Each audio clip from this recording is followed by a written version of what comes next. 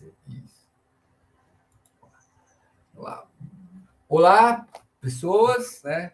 Eu sou o professor João Viola, então é um prazer estar aqui com o professor Júlio Corrêa, com o professor Antônio Miguel.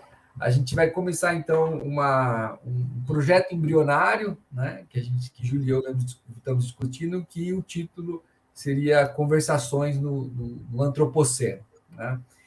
Então, o intuito dessas conversas, né, é tentar problematizar, discutir, inventar educações matemáticas outras, né? E tentar se deparar com demandas que estão gritando nos nossos corpos, né, nos nossos dia a dia, nas nossas relações diárias, né? E criar um espaço no qual a gente possa transitar, né? Entre diferentes grupos, com diferentes perspectivas, com diferentes pessoas que têm, de alguma forma, esse afeto, digamos assim, né?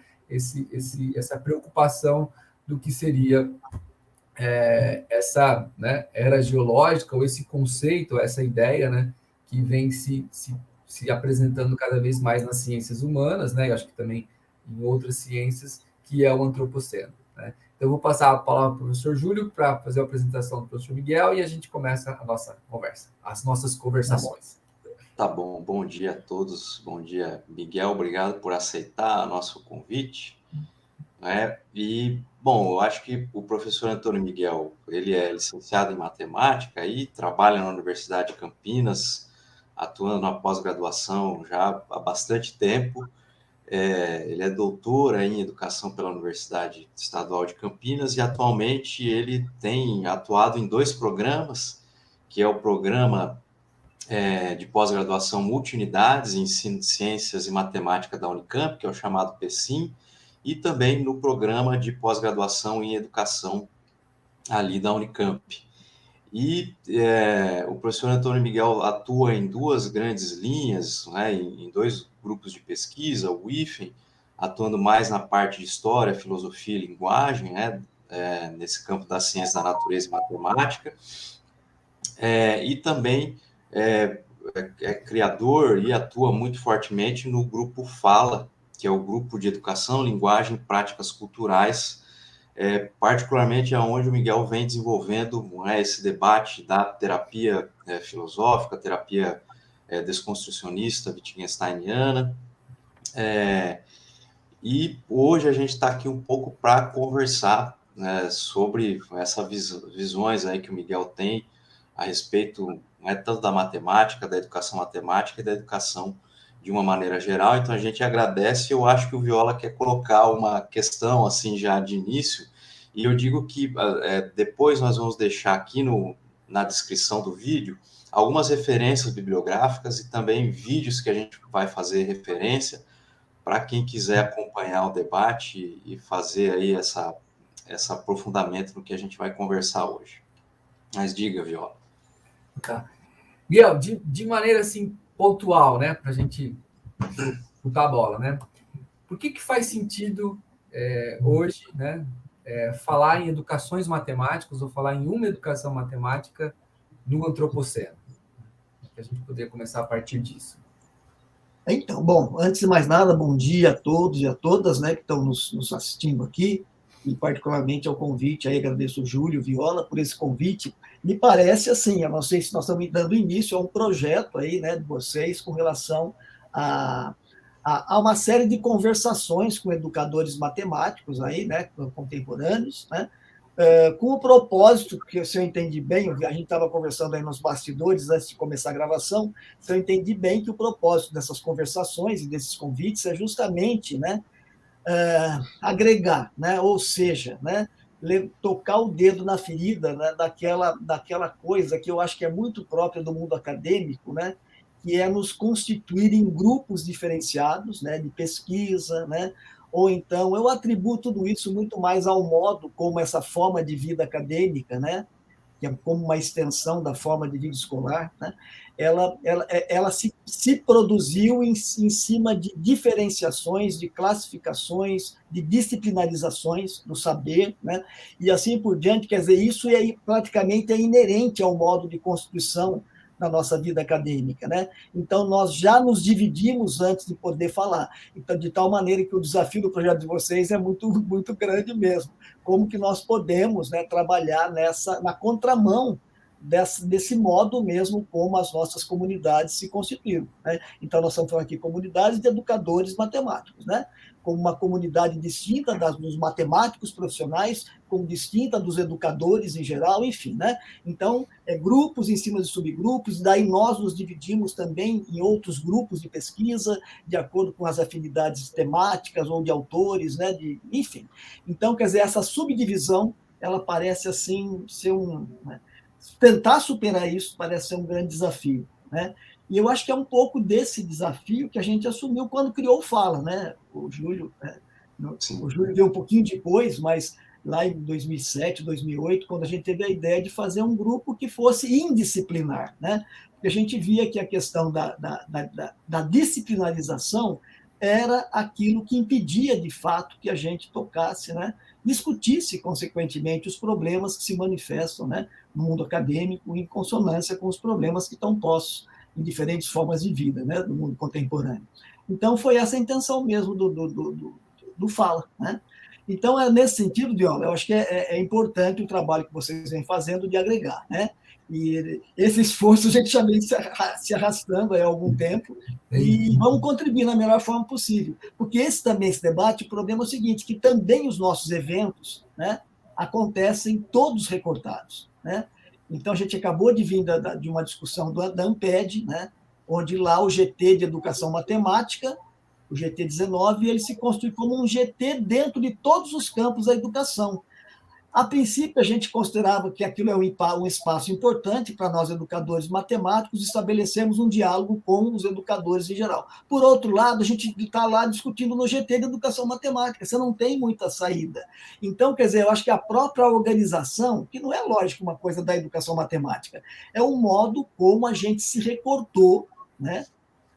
Sobretudo a partir da década de 90, acho que eu que estou na universidade desde a década de 70, como estudante, depois a gente não tinha essa segmentação tão acentuada, né? E isso é um fenômeno mais recente, né? Sobretudo no campo da educação, que eu acho que a gente tem que superar, sim. Enfim, né? Agora, volta a questão da educação matemática, né? Não, o que eu ia te colocar, assim, né? Você falou da Amped, é muito interessante, né? Porque eu já li algumas coisas de como foi esse processo, né? Tem um artigo bem interessante que você escreveu junto com o Biratã, com a Sônia, né? E é uma coisa que o Júlio e eu conversamos bastante, né? Eu nunca participei ainda da Amped, né? O Júlio participou uma vez, né? Mas o meu interesse hoje de ir para a Amped seria para ir para outros grupos, né? Sim, pois é. E é ruim, né? Porque eu não estaria no grupo da educação matemática, né? Então, parece que, assim, existe certas demandas que são pontuais em alguns tempos, né? Que fazem sentido, mesmo que, como efeito, a gente crie essas questões, né? Então, eu vejo muito pelo CIPEM também, né? Quer dizer, o CIPEM começa com alguns grupos que são divididos por critérios, né? Que naquele momento pareciam plausíveis, e cada vez mais parece que a gente vai criando grupos, né, que fazem sentido por um ponto de vista, mas o efeito disso talvez me parece que não seja tão interessante, né, porque daí cada vez mais a gente tem pouco tempo para conversar e discutir com pessoas que estão diferentes de nós, né, que são assim, que têm abordagens diferenciadas, né, e a questão é assim, né, como que você tem pensado, assim, né, voltando à questão, o sentido, né, ou um desafio, né? Tem uma série chamada Sangue Latino, né, que conversei bastante com o Júlio sobre ela e para tentar, que é o Eric Napomuceno, se não erro o nome dele, né? E uma pergunta que ele faz, assim, que gerou um pouco essa, né, assim, né, por que faz sentido a arte, né? Mais ou menos assim, né? Se a arte tivesse uma função, qual seria, né? E a gente pensou muito nisso, né? Assim, por que faz sentido falar das coisas que você tem pensado e falado, né? Como agora mesmo a gente vai ter a discussão que você vai fazer no CIPEM, né? Por que essa educação matemática indisciplinar, né? Faz sentido neste mundo, né? E este mundo a gente está dando só o nome, o antropoceno, né? Posso complementar um pouco a pergunta, assim, Miguel, provocando um pouco, inclusive fazendo a referência a essa conversa que você teve ali com o GP100, né? Não sei se é assim que se pronuncia, o pessoal lá do professor Irã, ali no dia 22 de outubro. Então, eu vou tentar colocar da seguinte maneira, não é? Usando aquela fala do Ailton Krenak, que ele diz assim, parece que essa visão de mundo ocidentalizada, ela perdeu a possibilidade, como ele diz assim, de olhar para a montanha, acordar de manhã e ver, olha, nem sai de casa, né? A montanha está dizendo para mim, nem sai de casa. Então, parece que a gente criou uma forma de se olhar para esse mundo não humano de uma maneira que eles não têm agência, que eles não têm implicação, e parece que isso causou, digamos assim, essa entrada nesse antropoceno, né, só para deixar para quem talvez esteja ouvindo da primeira vez esse conceito, que seria, bom, a ação humana, né? Quer dizer, o humano ele pode usar a natureza de uma maneira como se fosse um objeto para satisfazer as suas necessidades, sem pensar nas implicações para a própria vida humana, para a própria possibilidade de continuação da vida humana na Terra, que parece que é isso, inclusive está tendo a COP, teve esse relatório recente aí do IPCC, dizendo que a gente está numa situação assim que, enfim, vai ter os aquecimentos globais, aí a gente vai ter uma dificuldade de subsistência na Terra se não diminuir as emissões de carbono, etc, etc. Então, e daí, por um lado, a gente tem muita matemática ocidentalizada que analisa, modela e explica esse problema do aquecimento global. Mas, por outro, parece que essa mesma matemática é essa que possibilita olhar, né, para a natureza de uma forma colonizadora.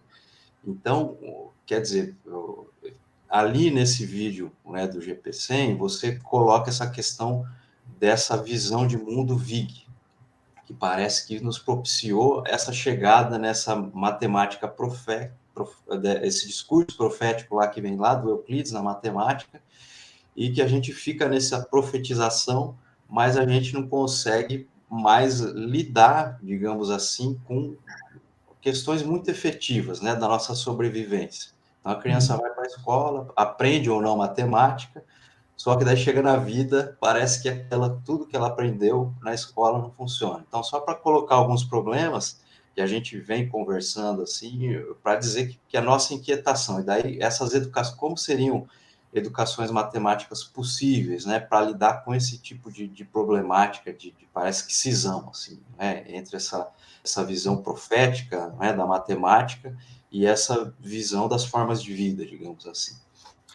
Eu acho que é bem por aí, Júlio, porque eu acho assim que, para mim, assim, acho que a dicotomia fundamental, né, a gente fala da escola moderna como se constituindo, ou do pensamento moderno, ou da modernidade, no sentido, né, como se construindo com base em dicotomias, né, sobretudo a dicotomia natureza e cultura, né, aqui remete um pouco a essa questão do antropoceno que vocês estão colocando, né? Eu não sei, os geocientistas devem ter as suas razões para ficar fazendo as subdivisões, né, no estudo. Esse recorte, né? Os geocientistas vão estudar a natureza, a Terra, o planeta, enfim, em função, né? E fazem as suas classificações, enfim, né? Mas é exatamente essa dicotomia que eu acho que não permite a gente estabelecer essa agregação, né, e começar a discutir efetivamente, de fato, os problemas que afetam as formas de vida, sem ser os problemas que nos afetam, né, separando, né, dos problemas que afetam a nós no mundo acadêmico, né? Então, acho que essa dicotomia básica é exatamente isso, né? É como se existisse a vida, as formas, para usar, né, na perspectiva wittgensteiniana, os dois conceitos que eu acho que são chaves, não conceitos no sentido fechado, né? As duas noções que são chaves para o pensamento Wittgenstein, né, e para nós também, que são as noções de formas de vida e jogos de linguagem. Eu acho, num certo sentido, elas permitem desconstruir esse falso debate, que eu encaro como um falso debate, que é a dicotomia entre natureza e cultura, né?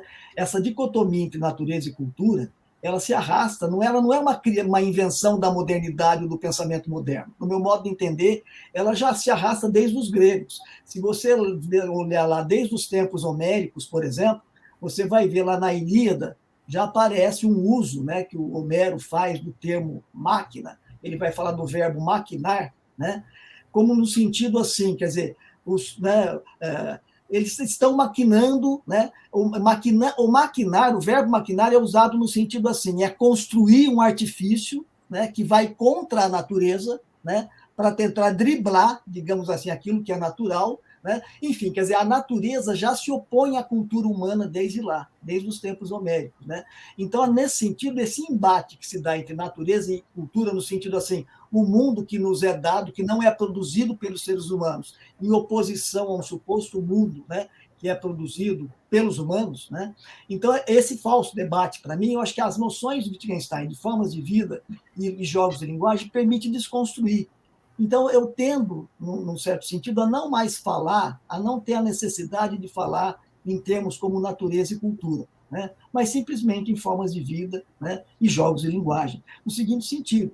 É em cima dessa oposição que também o mundo dito científico, e esse debate todo que acontece hoje com o negacionismo da ciência, enfim, né, ele constrói, né, o mundo fora do mundo acadêmico, né, como sendo não científico, né? Como se nós, no mundo, né, no mundo acadêmico, produzíssemos conhecimentos, saberes, enquanto que todo o resto do mundo não produz nada. Então, nós impomos e depois os outros aplicam aquilo que a gente produz no mundo acadêmico, né? Então, isso é um modo preconceituoso como, né, os próprios cientistas constroem, né, constroem o cotidiano de uma maneira diferente, constroem as formas de vida, né, como sendo não científicas. Então, esse é um debate que a gente tem que dar a nossa própria face, né, porque, na verdade, a própria Jean Levy, eu não sei se vocês chegaram a ler um artigo da Jean Levy, né, que ela eu não me lembro agora, a selvageria da mente domesticada. Parece que é um título do artigo dela, é mais ou menos isso, publicou numa revista de Portugal. Tal, né? Então, ela fala exatamente isso, ela põe o dedo na ferida quando ela fala que foi o mundo, né, científico que usa o termo científico de uma determinada forma a construir como inferior ou como não científico todos os saberes que se produzem, né, nas outras formas de vida. Então, é nesse sentido que eu acho que uma forma possível da gente começar esse debate do indisciplinar, de tentar a nos agregar em vez de ficar nos batendo entre nós, né, exatamente, né, olhar positivamente para tudo aquilo, quer dizer, não como natureza e cultura, mas não falar abstratamente de natureza, ou de cultura, ou mesmo de culturas no plural, né, como a gente está acostumado a dizer, né, mas exatamente de formas de vida, como uma forma aberta, como uma relação. Na verdade, nós somos natureza, né? Porque os seres humanos tendem a falar da natureza como se ele estivesse fora da natureza, como se ele não fosse um ser natural como outro qualquer. Então, acho que o conceito de formas de vida é exatamente isso. São seres, né, nós humanos, interagindo com outros seres ditos não humanos. Eu também não gosto dessa dicotomia, mas, na verdade, é na interação, né? É nessa interação, no sentido de produzir vida, né, que se constituem as diferentes formas de vida. Então, eu posso dizer, bom, de repente, né, os seres humanos se embrenharam no mar, né, e começaram a interagir, né, com outros, enfim, para se navegar a fim com propósitos sociais, de comércio, enfim, né? Nós vamos produzindo conhecimento à medida em que nós nos constituímos numa comunidade de humanos que interagem com os demais seres naturais para produzir novos, né? Enfim, para atingir propósitos efetivamente humanos, sejam eles na agricultura, no comércio, na navegação, enfim, é nesse sentido que a gente tem usado o termo formas de vida, no sentido de modos como seres humanos, interagindo com outros seres, humanos e não humanos, né, produzem, né, vida e formas de vida diferenciadas em função de propósitos humanos compartilhados. Então, é nesse sentido que não preciso mais falar de natureza e cultura. E são nessas formas de vida que os seres humanos produzem saberes e conhecimentos, né? Sendo que, posteriormente, nós vamos ter uma forma, né, as formas de vida ditas acadêmicas. Como que elas se constituem, no meu modo de entender? Eu acho que no momento em que nós começamos a produzir certos jogos de linguagem, né, ligados à questão da escrita, da oralidade da escrita, né? Porque o surgimento das linguagens orais articuladas, eu acho que elas deram a possibilidade da gente começar, né, a narrar oralmente, a fazer a memória verbal, seja ela oral ou escrita, né, das coisas que se passaram nesses mundos praxeológicos, no modo dos seres humanos produzirem vida, né, interagindo diretamente com os demais seres naturais. Então, existem as interações diretas entre seres humanos e seres naturais que produzem as formas de vida, produzimos artefatos culturais nesses campos, né? Então, se eu me embrenho no mar, eu vou ter que olhar o céu, vou produzir, né, eu vou ter que produzir artefatos que me permitam fazer medições. Então, eu vou precisar produzir, né, os navios. Então, é nesse sentido que esses artefatos, que eu não preciso rotular como culturais, eles são artefatos, eles são novos seres híbridos, que eles não é que eles deixam de ser naturais para ser culturais. Eles são seres híbridos que aparecem no processo de interação entre os seres naturais e os seres humanos. Né? E produzimos esses seres híbridos que são tanto natureza quanto cultura. E é nesse sentido que eu digo assim, são esses jogos de interações que são os jogos de linguagem, que o Wittgenstein nos diz. Né? Os jogos de linguagem...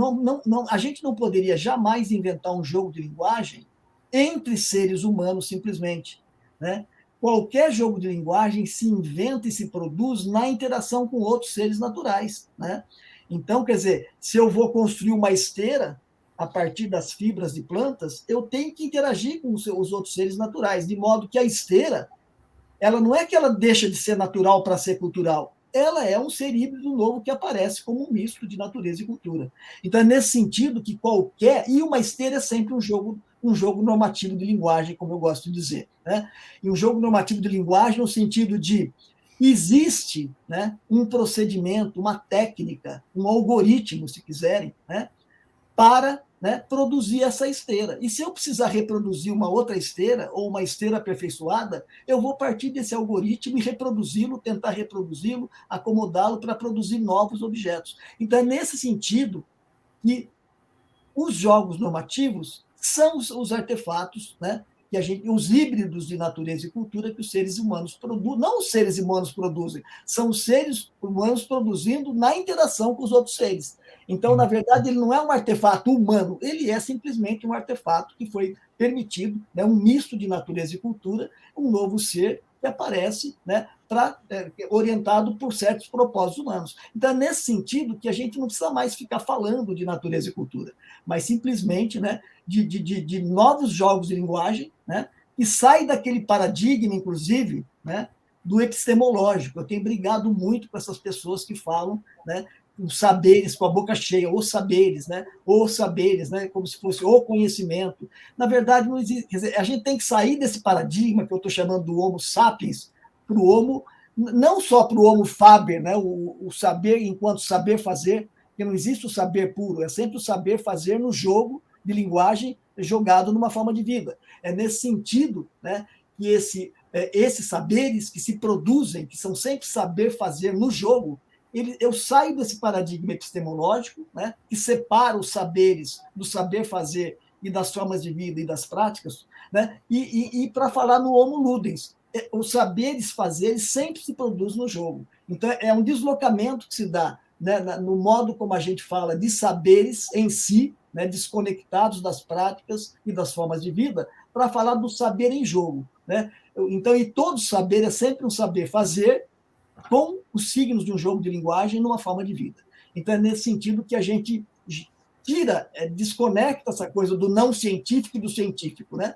O científico, eu não gosto de usar também essa terminologia, porque a gente sempre volta de novo naquele debate, né? Como se a gente estivesse negando a ciência, nada disso. Como se a ciência fosse um privilégio de uma comunidade, né, de experts que estão no mundo acadêmico e todos os demais seres humanos não fazem absolutamente nada a não ser aplicar aquilo que eles fazem. Né? Quer dizer, então, no fundo... Pode falar. Não, eu ia dizer assim, porque eu acho que você toca em certas coisas, eu queria colocar outras palavras aí para a gente potencializar, né? É muito comum você ver assim, por que a matemática é importante, né? Porque ela tem um poder de abstração, um poder de generalização, que pode ser aplicada, né? Dita neutra, de maneira neutra, né? Em diferentes áreas, né? E isso está muito ligado a uma ideia, né, a conceitos, noções, por exemplo, da universalidade, né, que é talvez uma dos mitos proféticos, né, que a gente tem hoje. Um outro mito que eu acho que talvez é da essência, né, e aí ligado conectado diretamente a uma ideia de um modo econômico que a gente se envolveu e mais prevaleceu, que é o capitalismo, né? Mas também ligado a um modo religioso, né, de se pensar, porque aí eu consigo ter um modo de controle, né, porque eu coloco alguém superior, de uma essência, né, e da ideia de representação, né? Então, assim, como é que essas coisas, né, dificultam e como elas jogam nesse nosso mundo, né? Como é que então, queria que a gente conversasse um pouco mais assim a respeito dessas talvez três grandes mitos, né? A universalidade em termos da generalidade e aplicação, a essência, né, que vem de uma relação econômica e espiritual, né? E a representação como talvez sendo uma pragmática, né? Um modo pragmático de colocar tudo isso em movimento, né? Como é que você tem? Então, essa questão da generalização o discurso euclidiano, ele é um discurso genérico, né? E na medida em que, quando ele está falando para construir um triângulo equilátero, né? Na primeira proposição do livro 1, como construir um triângulo equilátero, né? Esse triângulo equilátero é qualquer, no sentido, né? Ele é genérico, porque eu posso, com qualquer medida de lado, eu posso construir sempre. Então, o que Euclides faz lá é exatamente dizer o quê? Né? Que é possível, ele demonstra a existência de um algoritmo, né? Quer dizer, um modo de saber fazer, mas é um modo de saber fazer no espaço lógico euclidiano para se construir um triângulo equilátero qualquer. E nesse mundo é sempre possível construir um triângulo equilátero, nesse mundo lógico. Por quê? Porque eu tenho as minhas definições, eu tenho, né, os meus axiomas, os postulados, e a partir desse jogo, né, que eu chamo de um jogo metanarrativo de linguagem, depois explico por quê, né? Porque... Ixi, desculpe, gente. Sem problema. Então, quer dizer, na verdade, esse triângulo equilátero é genérico. Então, nesse espaço lógico, existe sim esse algoritmo, que é né? Que é a prova euclidiana da existência desse algoritmo, que me permite sempre construir um triângulo equilátero, qualquer que seja a medida do lado, certo? Só que eu não estou negando que enquanto jogo de linguagem, nesse jogo de linguagem euclidiano, esse algoritmo existe, o teorema, estamos negando o teorema, beleza. Agora, o problema é a fake news que eu falo lá do livro, é exatamente quando a gente imagina que eu posso sair desse espaço lógico e esse algoritmo seria aplicado em qualquer, né, outra forma de vida, né, na qual, eventualmente, eu precisasse fazer, né, construir um triângulo equilátero, por qualquer razão que seja. Né? Então, é nesse sentido que ele não se mostra apto para se deslocar. Né? Então, enfim, eu poderia até numa folha de papel pegar, o Euclides não fala em compasso e régua, né, sem escala, mas eu poderia imaginar que numa folha de papel eu poderia seguir aquele algoritmo, então ele daria mais ou menos certo. Agora, na medida em que as coisas forem se alargando, né, eu já não tenho mais essa possibilidade, porque em qualquer outra forma de vida, um triângulo é sempre um triângulo de alguma coisa. Ele pode ser um triângulo, né, na Terra, eu vou medir a área, construir um triângulo, enfim, quer dizer, eu não posso simplesmente, né, extrair aquele algoritmo e tentar aplicá-lo, né, em qualquer outra situação concreta, situação real. Por outro lado, esse discurso euclidiano jamais poderia ter nascido, isso que ele não surge do nada, esse espaço lógico, né, ele não é anterior, digamos assim, a todos os modos como eventualmente nós, né, os seres humanos precisaram construir triângulos nos espaços praxeológicos. Então, você pega lá uma experiência de Eupalinos, lá no VI século antes de Cristo, que construiu um aqueduto, e para isso ele teve que imaginar um triângulo, né, um triângulo imaginário dentro do túnel, para poder traçar um algoritmo para duas equipes escavarem o túnel por dentro. Né? Então, é nesse sentido, quer dizer, essas construções, esses algoritmos praxeológicos, né, eles são sempre algoritmos que têm em função um propósito social. Então, o triângulo imaginário emerge naquele contexto em função de um propósito social de construir um aqueduto passando por um túnel, no meio de um túnel.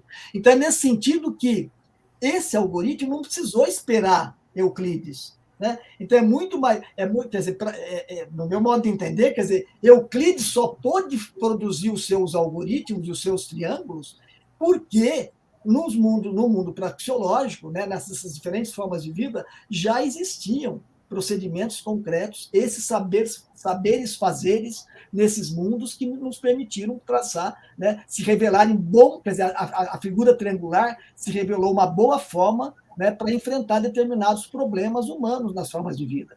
E depois eu posso, evidentemente, começar a falar de triângulo genérico no espaço lógico por outras razões. Então, é nesse sentido que, né, a possibilidade da escrita, o surgimento da escrita e o surgimento da linguagem oral, né, eles permitiram, né, fazer metanarrativas daquilo que os seres humanos faziam efetivamente.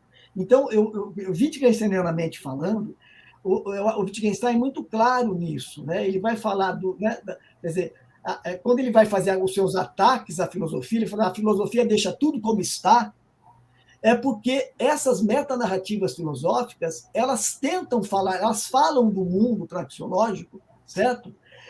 Mas elas, como se elas quisessem impor uma camisa de força para o mundo praxeológico. Mas são dois mundos completamente independentes um do outro. Né? Então, quer dizer, mas a linguagem verbal, né, tanto oral quanto escrita, permitiram memorizar ou fazer a memória dessas práticas que a gente já realizava em diferentes formas de vida. Né? Então, eu posso fazer, né, o discurso euclidiano é um certo modo, né, muito assim, né, enrustido, de se falar das práticas, porque ele fala das práticas sem explicitar que ele está falando das práticas, certo? Como existia também no próprio mundo grego antigo, né, depois até faço referência ao Herão de Alexandria, né? Se vocês tiverem a oportunidade de olhar para o livro, né, a pneumática do Herão de Alexandria, ou então o teatro automático, ele vai falar, né? Ele também vai falar né, desse mundo praxeológico, mas ele vai falar não do modo euclidiano, ele vai falar da descrição, como fazer aquedutos, ele vai se referir à experiência de Eupalinos, ele vai se referir, por exemplo, a como construir autômatos, né, específicos, como um sifão dobrado. Então, quer dizer, os teoremas do Herão, ele usa a palavra teorema, só que os teoremas dele não são teoremas genéricos, ele não está falando de figuras genéricas e figuras platônicas, ele está falando como construir um sifão dobrado de vidro, né, para atender certos problemas. Então, ele vai descrevendo o processo da construção. E depois ele mostra, ele dá 3 formas de demonstrar, é muito curioso. Na primeira, ele descreve o algoritmo de produzir um autômato. Né? Depois, ele vai falar, ele vai desacreditar, ele vai discutir com outras pessoas que falavam como que se construía de uma maneira diferente, tentando desconstruir o argumento do outro. Né, de uma forma retórica também. E depois ele vai tentar mostrar como que na verdade, ele está descrevendo um autômato, um artefato fisicamente possível de ser construído. Né? E é isso que ele chama de teorema. E é interessante, então, é nesse sentido que eu posso ter duas metanarrativas, não sobre o mundo empírico em si, não sobre a natureza abstratamente falando. É essa confusão que eu acho que o pensamento empirista nos passou. Né? Porque quando a gente fala de natureza, né, no sentido abstrato, global, como um todo sistêmico, organizada, já previamente organizado sistemicamente, nós estamos falando de um modo ideológico de natureza. Né? E do mesmo modo, como então, é nesse sentido assim, quer dizer, e falar também da natureza como um mundo empírico, independentemente, né, do modo como, e não como um aglomerado de interações de seres entre si, para produzir diferentes formas de vida, que eu acho que é desse modo que Wittgenstein fala, e eu tendo a falar também, né, porque é só desse modo que nós saímos da ideologia de falar de natureza de forma abstrata, né, e de cultura de forma abstrata. Então, quer dizer, o que Herão está fazendo é ele está descrevendo um autômato.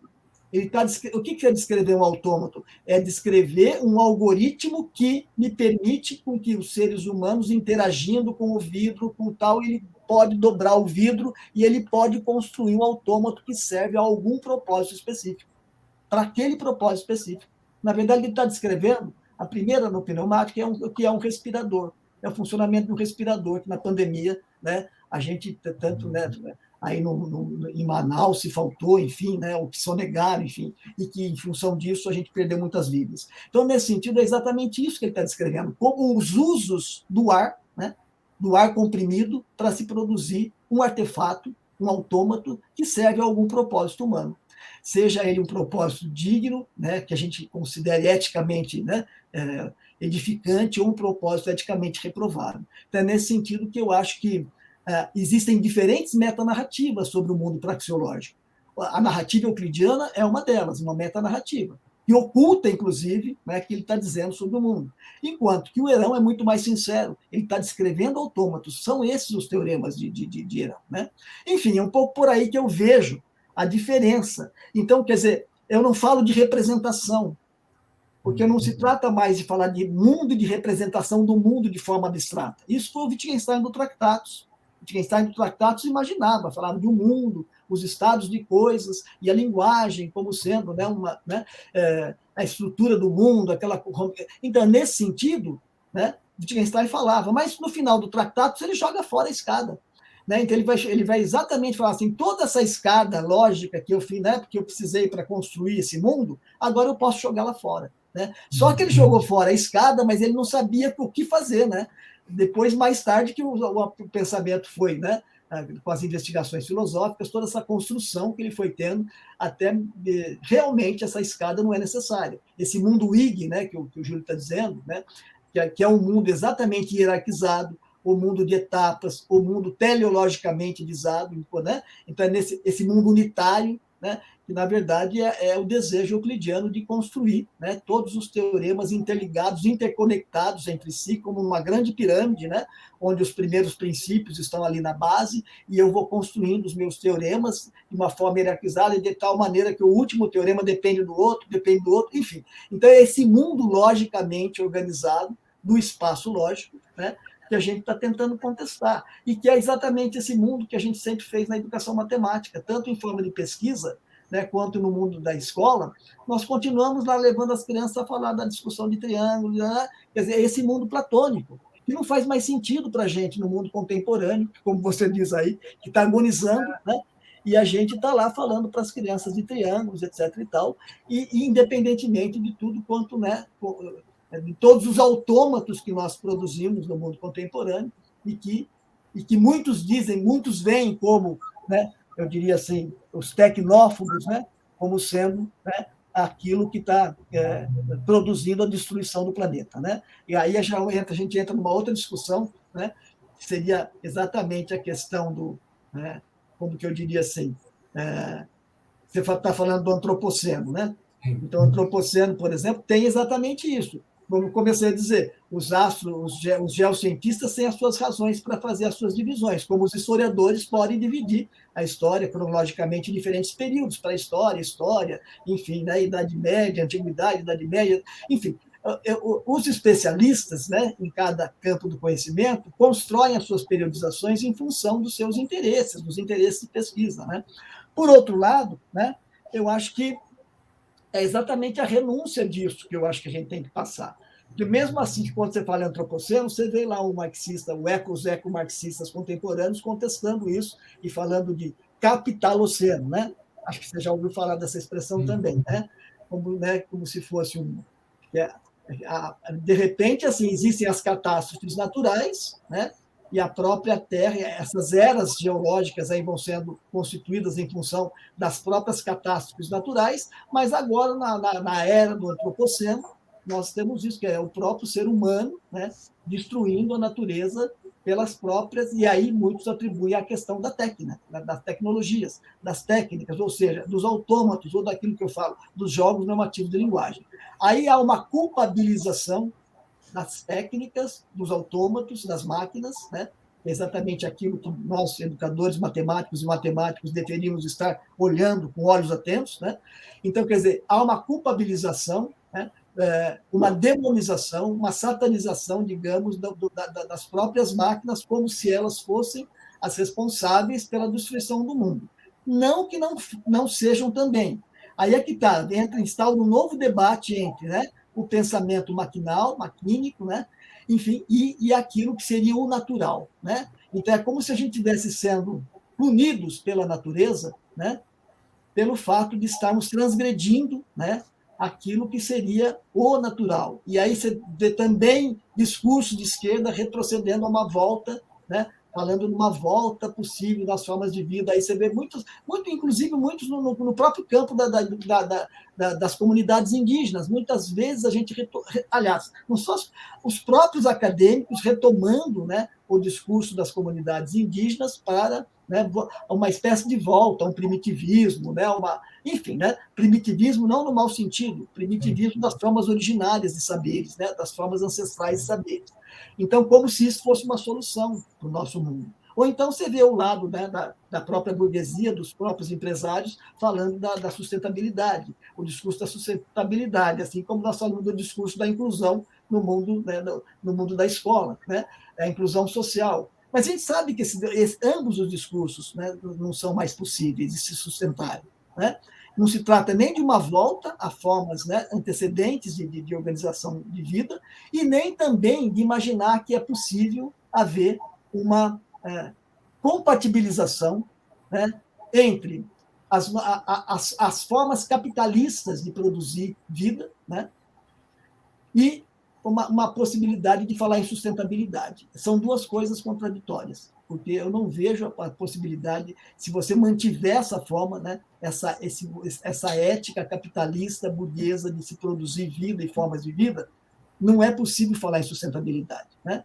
Não somos nós, não adianta você deixar de tomar banho de 1 hora para tomar em 15 minutos, não é essa a questão que está em jogo mais hoje em dia, a gente sabe disso. Né?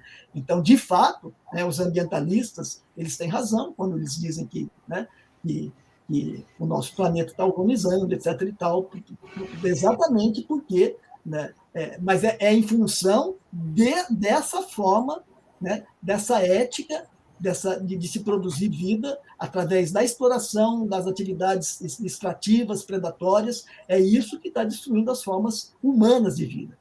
Isso, né, é nesse sentido que eu acho que a gente teria que recolocar os debates, porque muitas vezes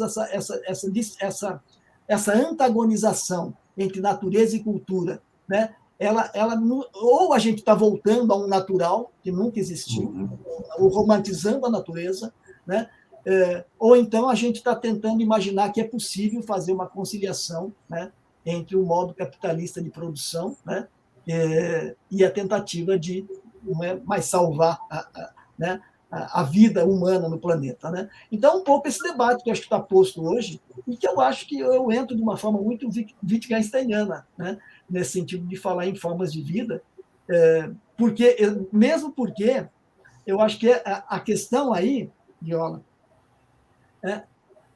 essa coisa ela não atinge as formas de vida como um todo. E não são todas as formas de se produzir a vida que estão contribuindo para a degradação, né, ambiental. É essa a grande questão. Então, quando a gente fala de sustentabilidade de uma maneira geral, a gente esquece. Toda vez que a gente faz um discurso genérico euclidiano, a gente deixa de olhar para as particularidades. A gente deixa de olhar, mas quais formas de vida estão destruindo o planeta? Né?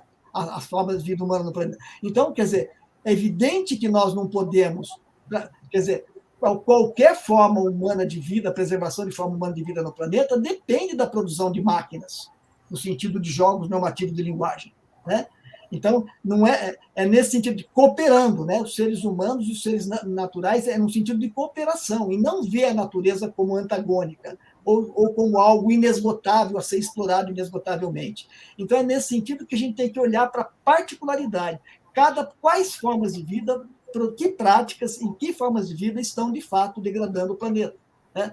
Porque aí a gente vai chegar à conclusão que é exatamente, né, essas formas predatórias de vida, enfim, é exatamente essa ética, digamos assim, mercadológica, né, que tem levado, né, a práticas extremas, como a mineração, enfim, outras tantas que a gente poderia citar aí, né, e que tem degradado, né, tem posto em pauta a questão ambiental.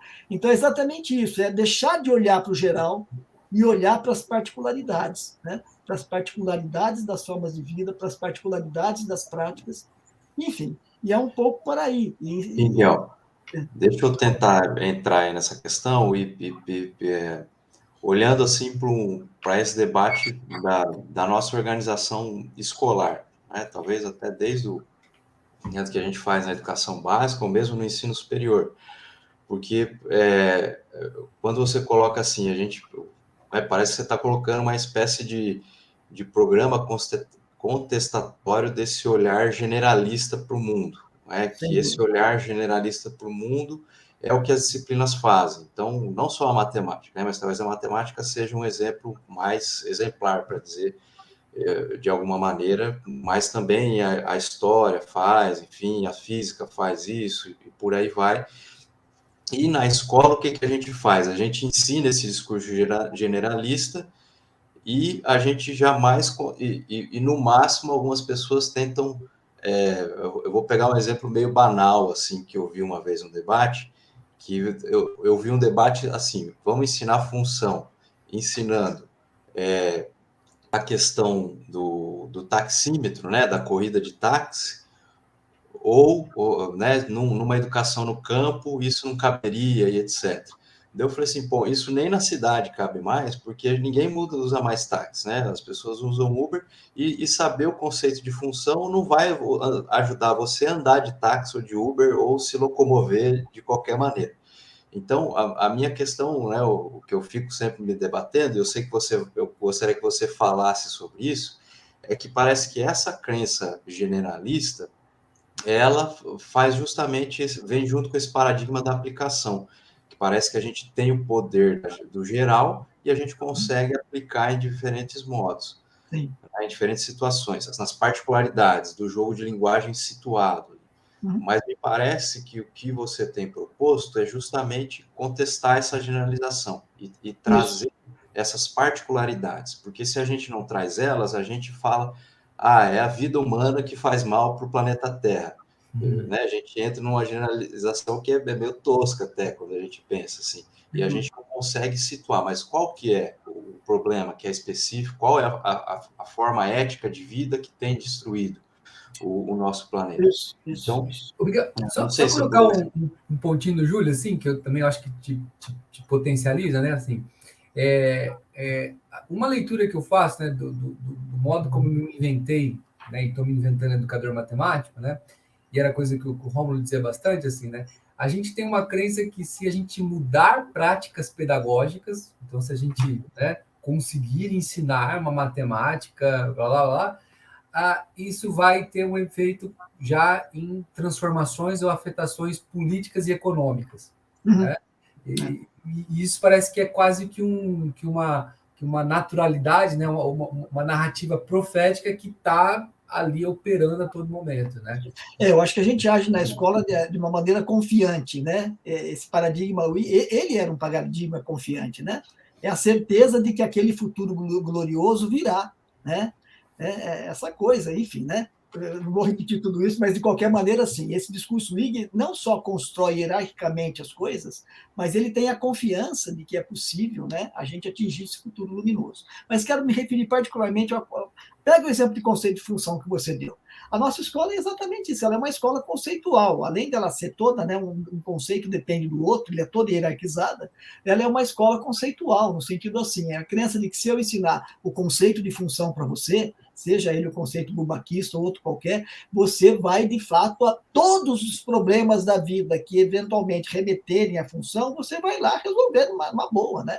Enfim, daí eu fico avaliando se o aluno sabe escrever o conceito de função, se ele dá exemplo, e com a ilusão, né, de que eu posso testar, de fato, né, se ele tem uma competência, né, para usar né, essa linguagem das habilidades e competências, a competência para, né, qualquer desempenho no mundo contemporâneo, em qualquer problema. É uma grande mentira, é uma fake escola que está aí. Mas, de qualquer maneira, só para dar um exemplo. O conceito de função. Wittgenstein é radicalmente contra as generalizações. Eu diria assim que a própria terapia wittgensteiniana, o movimento que ele faz, quando ele está levando um problema para o divã terapêutico, é exatamente não falar do problema genérico, ele vai pegando como que o problema se configura em cada jogo de linguagem. Então, a terapia vai percorrendo imagens do problema e de supostas soluções do problema em diferentes jogos de linguagem e tentando desconstruir essas imagens. Então, ela é um movimento de particularização, é um movimento que deseja ver como que o problema se configura em cada caso particular e tentando discutir cada caso particular. Por isso que ela é penosa, ela é uma coisa, é costurar aquela coxa de retalhos, não costurar, é descosturar aquela coxa de retalhos, que ela foi organizada numa narrativa, né, inconsútil, né, quer dizer, inseparável, como se ela tivesse um sentido, e desconstruir aquela coxa de retalhos, nos retalhos, investigar cada retalho. É exatamente isso que é a terapia wittgensteiniana. Né? Então, é nesse sentido, quer dizer, não adianta eu falar do conceito de função. Na verdade, cada jogo normativo de linguagem, cada máquina é uma função. O que é uma máquina se não uma função? Né? Quando eu projeto uma máquina, ela para realizar um certo trabalho. Então, quando eu falo que existe um algoritmo, né, de partindo das regras, né, se eu acionar corretamente, eu chego no meu propósito, né? Então, é nesse sentido que isso é uma função. Então, todo autômato é uma função. E não adianta querer discutir o conceito de função, o conceito bulbaquista de função, sem analisar cada máquina, como cada máquina opera. Então, eu acho que assim, o que o pensamento Wittgenstein nos traz é um desafio radical em termos de desconstruir a matemática como um jogo unitário e de dizer assim, de chegar à matemática como sendo um conjunto de máquinas e cada máquina com o seu algoritmo, de modo que você entender como funciona uma máquina não me torna mais competente para entender como funciona a outra. Então, o desafio é muitíssimo mais amplo do que a gente imaginar de falar de alfabetização matemática como sendo fazer as 4 operações. Cada jogo normativo de linguagem é um jogo. Então, o desafio de sair desse paradigma epistemológico, né, o IG epistemológico, e chegar no paradigma lúdico de entender que cada jogo é um jogo e que aprender um jogo é diferente de aprender outro jogo, de que aprender uma máquina, e no fundo tudo é uma função, né? Tudo seria, na verdade, cada máquina, cada autômato, só que é nesse sentido que, então, o desafio é muito mais amplo, muito maior, porque ele quebra também todo aquele discurso da nossa escola, que é o discurso psicológico, né? Como assim? Eu vou jogar xadrez com você, bom, eu vou ensinar uma criança a jogar xadrez, eu posso ensinar ela a jogar xadrez, certo? Agora, eu vou ensinar ela a jogar xadrez, se eu quiser jogar xadrez com ela, se ela sabe jogar, se ela aprendeu a jogar, vamos jogar. Não adianta eu pegar um papel, escreve aí como é jogar xadrez, o que é a torre. Não adianta. Né? Então, é nesse sentido que a nossa escola ela se constitui numa ilusão permanente. E é uma promessa, uma falsa promessa, né, no duplo sentido. Primeiro, que é uma falsa promessa de que tudo aquilo que você aprendeu você vai aplicar. É mentira, porque você não vai fazer isso. Certo? E segundo, é uma outra falsa promessa mais séria de que você vai ser, veja bem, porque é em função dessa escola que nos testa e nos avalia com provas escritas, certo? E que nós excluímos as crianças, não só da vida escolar, mas da possibilidade dela se inserir, né, produtivamente em qualquer campo de atividade profissional, porque você depende do seu diploma, etc. e tal. Então, na verdade, é uma exclusão dupla. Né? Então, é nesse sentido que eu acho que ela tem que ser contestada. E é isso que eu acho que a gente chama os educadores matemáticos, inicialmente, que deveriam ser os educadores em geral, é exatamente porque a partir se a gente não atacar esse problema, nós vamos continuar jogando o jogo da burguesia, ou seja, o jogo do capital, o jogo do liberalismo, do neoliberalismo, que quer nos incutir essa crença, né, de que essa escola, né, é essa escola que é a escola produtiva, que é essa escola que vai possibilitar a equalização social. Uma mentira. Né? A desigualdade social existe antes da escola, existe durante a escola e ela vai continuar existindo. Né? Então, quer dizer, nós nunca disputamos nada em condições de igualdade, nem antes da escola, nem durante, nem depois. Então, quer dizer, não é a escola que cria as desigualdades sociais e não é a escola que vai, né, permitir a equalização social.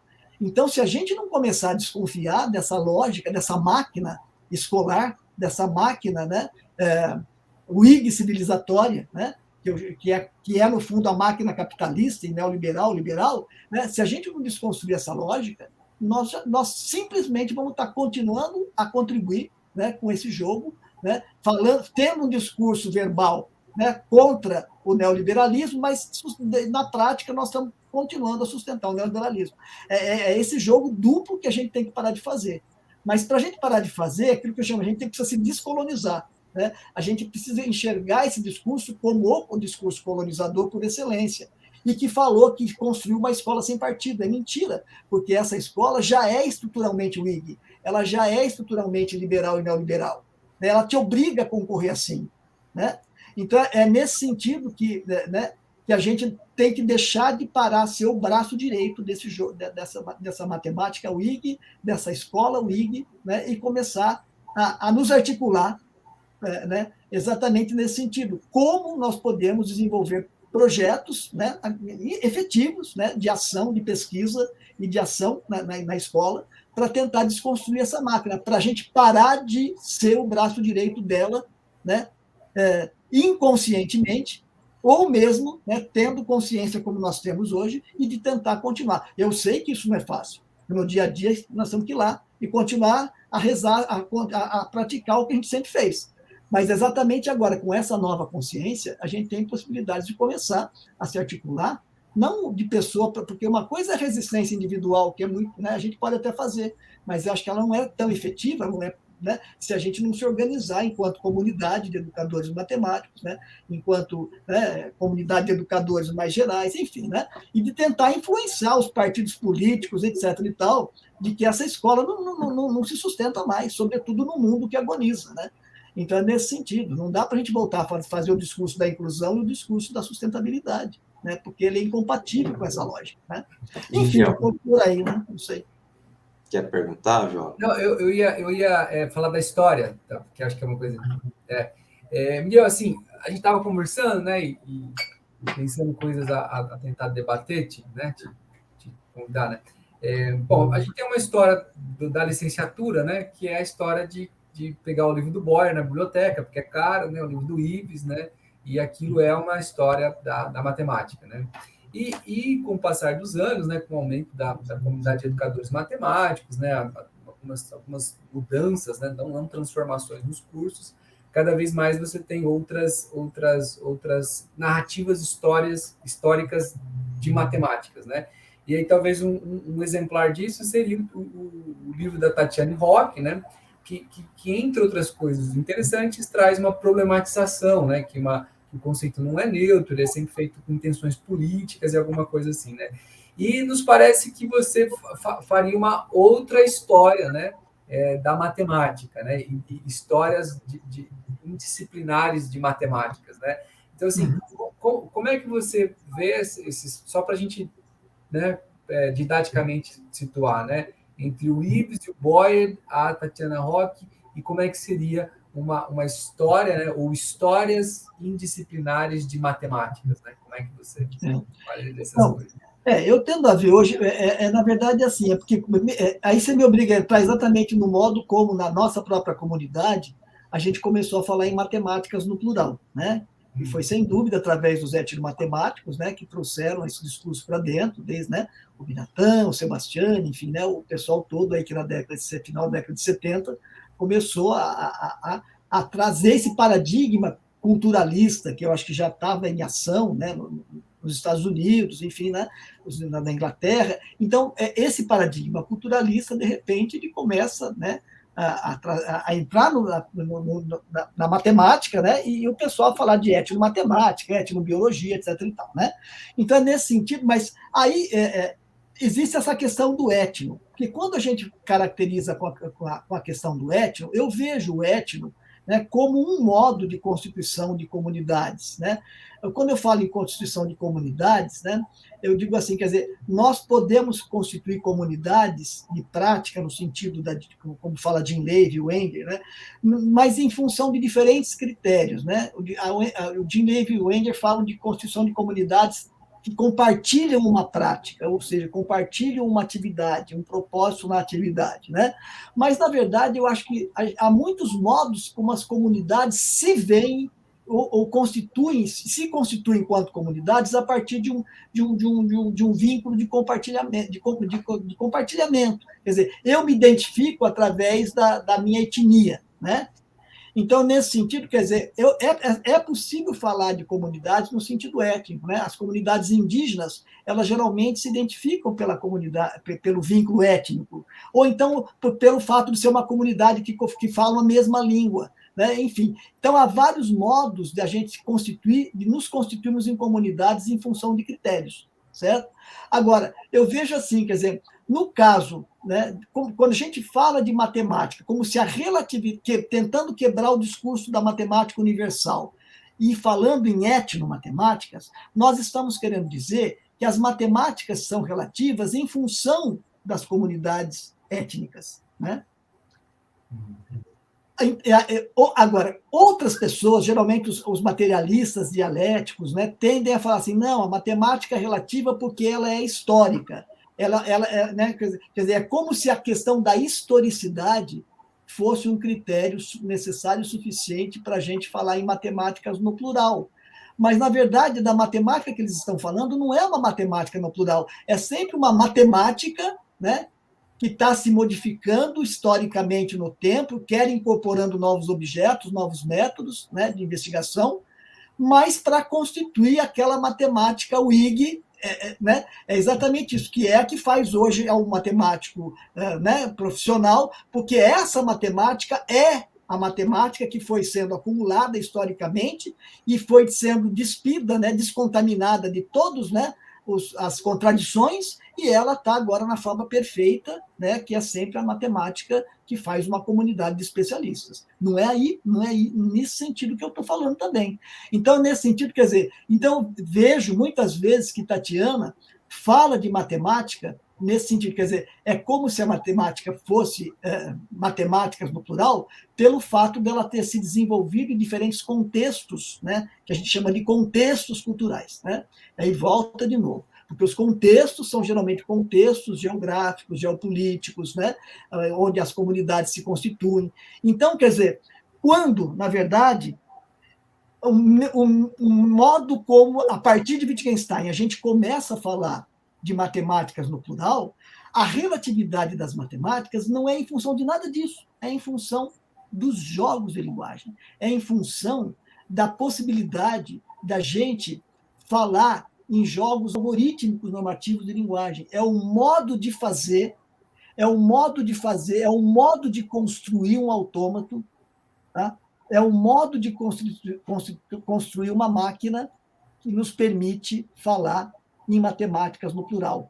Quer dizer, a relatividade e a pluralidade, a multiplicidade de matemáticas aparece em função da possibilidade da gente falar, né, não de a cultura, ou de uma cultura no sentido antropológico, mas de falar né, em jogo normativo algorítmico de linguagem, né, diferenciados. Cada jogo é um jogo, portanto, cada jogo é uma matemática. Se eu quiser continuar usando o termo uma matemática ou matemática, eu não precisaria também, volto de novo, assim como não precisaria falar em natureza e cultura, eu também não preciso falar, né, em matemática de forma unitária, porque a própria palavra remete a essa ideia de unidade. E mesmo quando eu falo em matemáticas no plural, parece que cada um entende essa matemática no plural de um jeito.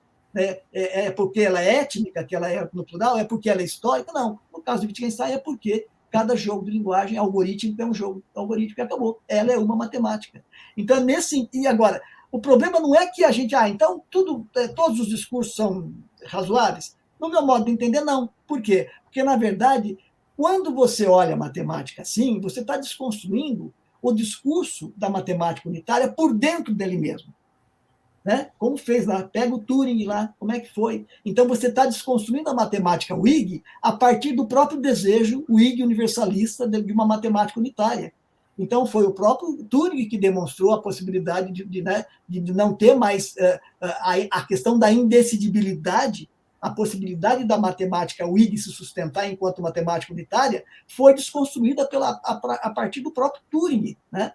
Quando demonstrou que essa questão o problema, ela não pode ser uma matemática decidível globalmente. Então, o próprio Turing anuncia a imagem de uma desconstrução da matemática, vendo não mais o edifício WIG comunitário, né, mas como um conjunto de problemas decidíveis. Então, o próprio Turing já anunciou essa desconstrução, de uma matemática unitária, mas em favor da ideia de uma matemática algorítmica, né, de problemas decidíveis. E o que é um problema decidível? É aquele onde eu posso descrever um algoritmo que me permita solucionar o problema efetivamente. Então, é nesse sentido que matemática vira um conjunto de problemas decidíveis. E o Wittgenstein vai além no sentido de falar que eu não preciso estar trabalhando com problemas formais, como faz o Turing, né?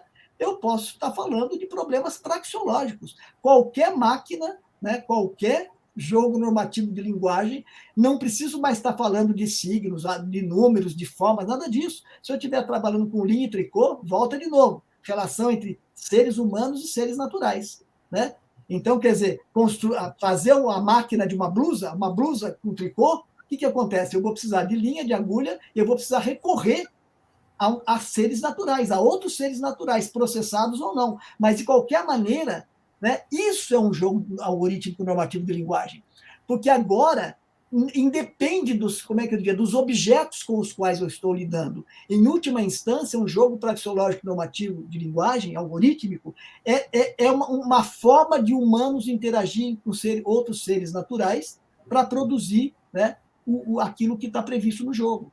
Então, sempre que existia esse algoritmo, sempre que eu conseguia atingir o meu propósito inequivocamente, eu tenho uma matemática, eu tenho um jogo. Então, percebe que agora não tem nada mais a ver, porque eu falo de uma maneira ampla e coloco em dedo exatamente aquela dicotomia entre natureza e cultura, né?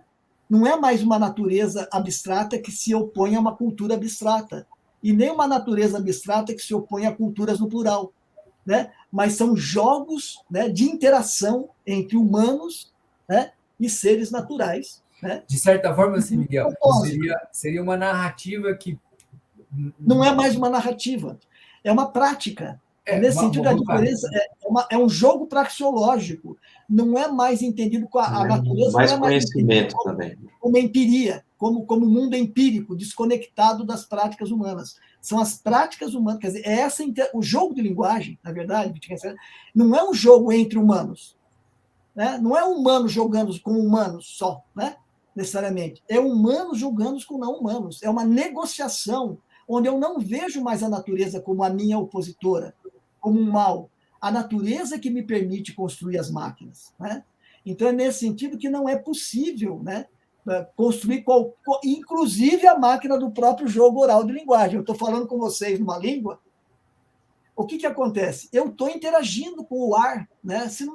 A questão dos sons, dos fonemas de uma língua, quer dizer, que me permite construir alguma coisa com propósito, que fazer isso, esses jogos de linguagens orais, eles é uma relação também com os seres naturais. Então, ele não é biológico só porque eu tenho cordas vocais, né?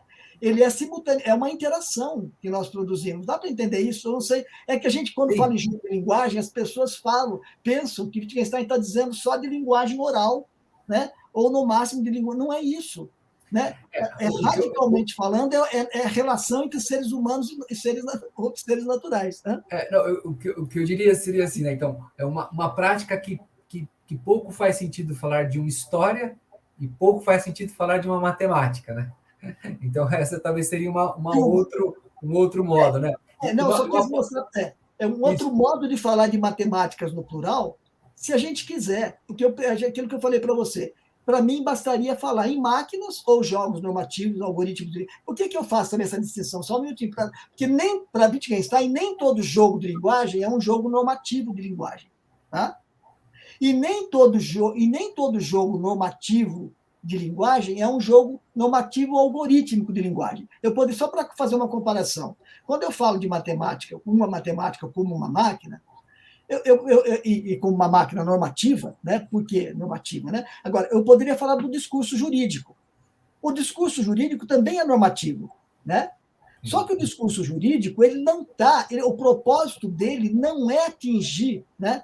Produzir um artefato, né? Digamos assim, um autômato, né? Que resolva algum problema ligado. Não. O propósito do discurso normativo jurídico é dissolver, né, conflitos que se dão na esfera, nas relações entre humanos e outros seres naturais. Mas ele já é um discurso normativo, mas que ele não visa um propósito de inequivocidade na produção de um artefato. Dá para entender a diferença? Né? Na verdade, ele é um jogo a ser acionado, né, para dirimir conflitos que se estabelecem, né, nas mais diferentes áreas, né, entre famílias, entre, né, no emprego, no trabalho, enfim. Né? Então, é nesse sentido que o jogo normativo ele é também normativo, mas não é um jogo algorítmico normativo, como no caso das matemáticas, né, ou das máquinas. Né? Então, é nesse sentido. Como também a lógica, né, as diversas lógicas também são jogos normativos de linguagem, mas são jogos formais. Então, é nesse sentido que o próprio modo como os matemáticos operam,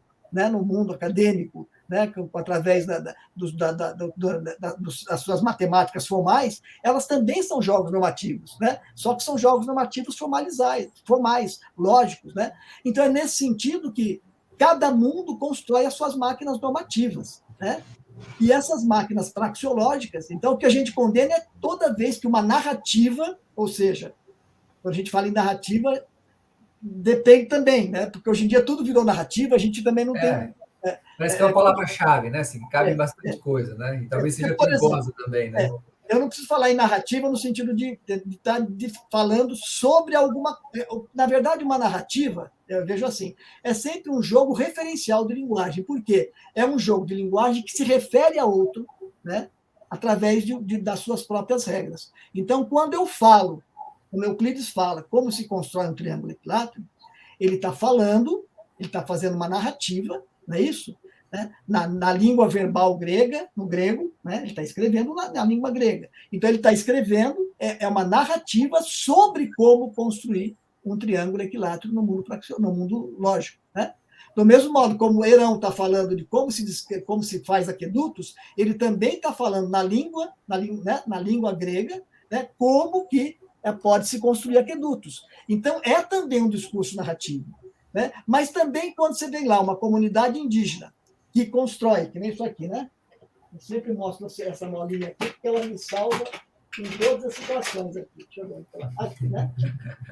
Isso aqui também podia ser visto como uma narrativa. Sim. Porque se eu coloco isso no mundo da onde se produziu esse artefato, são as mulheres que tecem essas molas, que se chama, né? Então, quer dizer, elas tecem isso, mas por quê? Elas tecem em função, quer dizer, o algoritmo de produção dessas molas, ele está estritamente vinculado ao modo como o cacique na comunidade indígena dos Gunaduli narra, né, os mitos de criação. Então, na verdade, é uma narrativa que se refere a outra narrativa. Então, eu posso ver também esse jogo. Então, na verdade, se você me falar assim, o que é uma narrativa, então, no sentido amplo, é sempre um jogo de linguagem que se refere a outro através das suas próprias regras. Evidentemente que o algoritmo aqui, né, eu estou costurando com linha e agulha, etc. e tal, né? Então, quer dizer, as regras desse jogo de linguagem não são as mesmas regras que permitem ao cacique narrar né, na língua.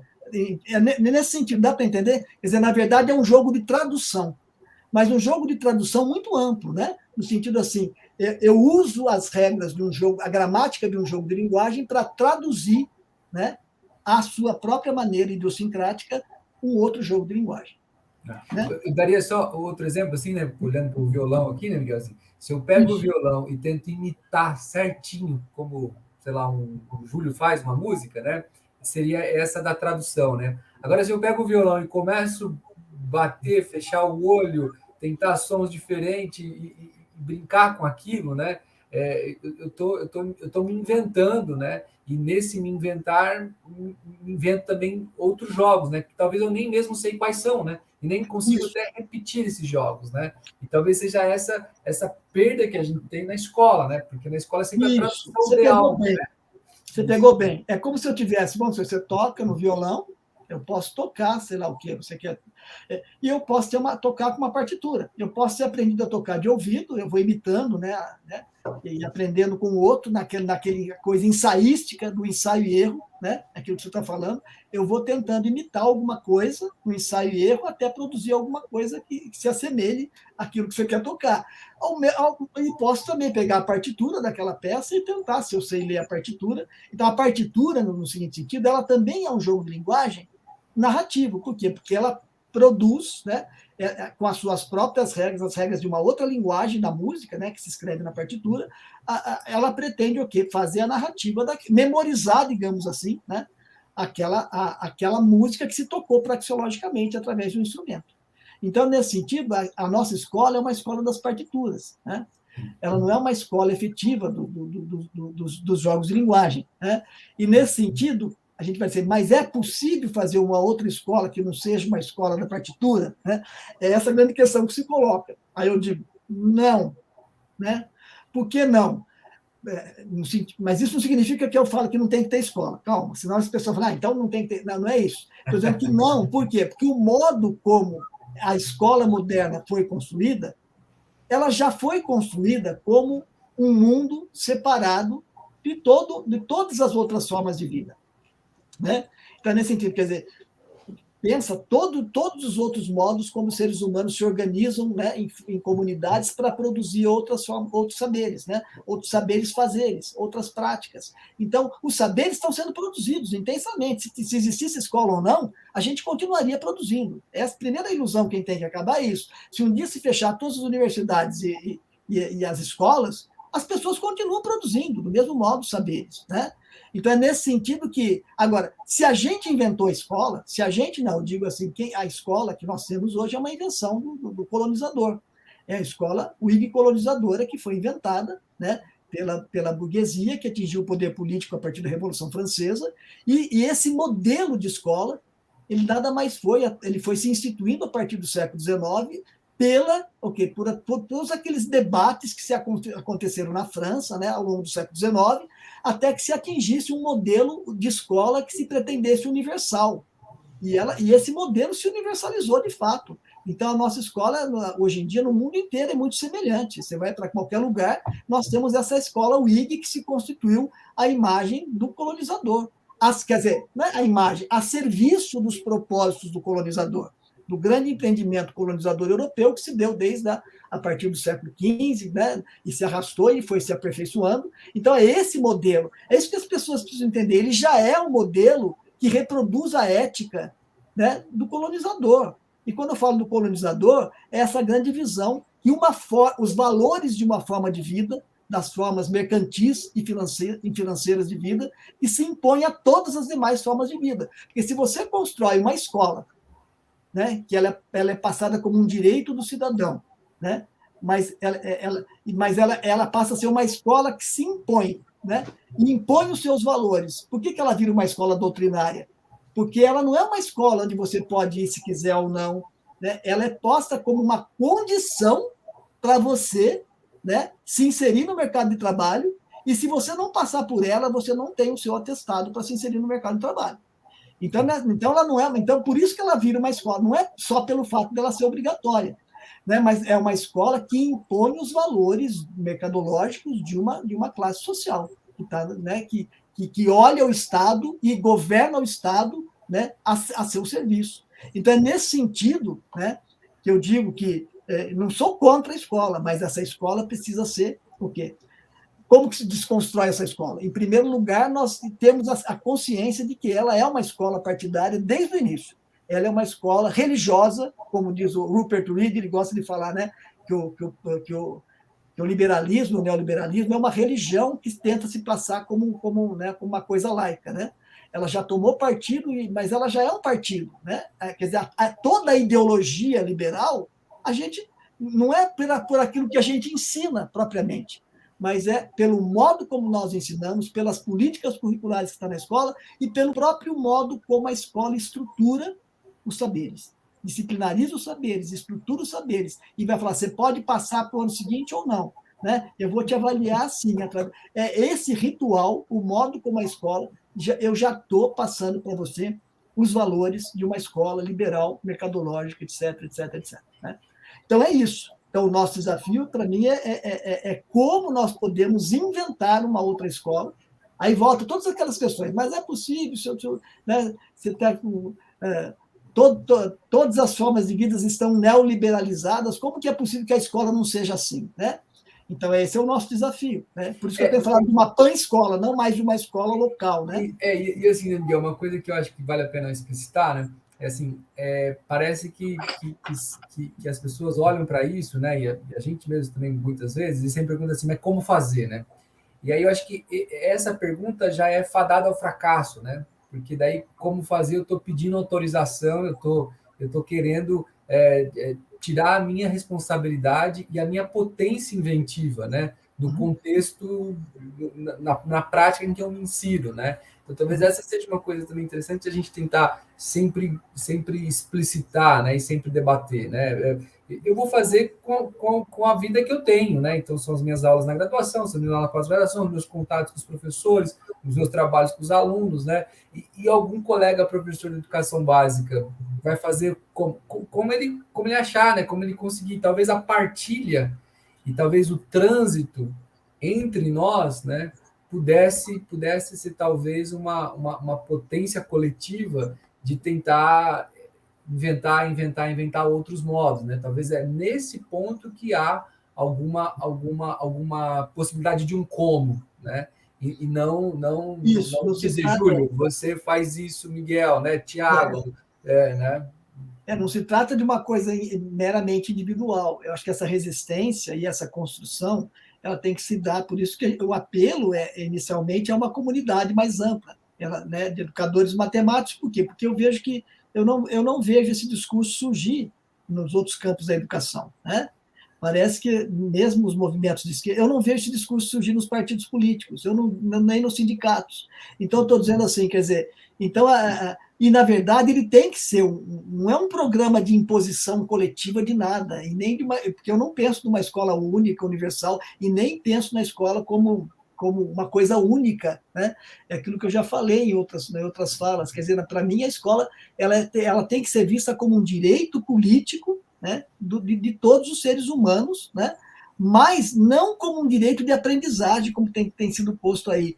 É o deslocamento mesmo, não só de uma escola epistemológica para uma escola lúdica, no sentido, né, amplo, né, como também é um deslocamento de uma escola, não mais do ensino-aprendizagem, mas uma escola da problematização, né, da problematização terapêutica, como eu gosto de dizer.